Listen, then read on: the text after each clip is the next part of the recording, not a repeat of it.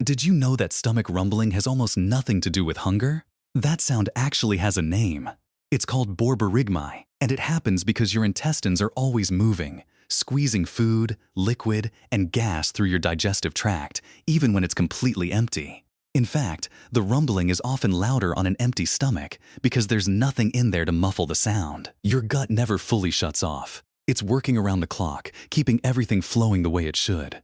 So next time it growls in a quiet room, you can relax. Your body is just doing its job.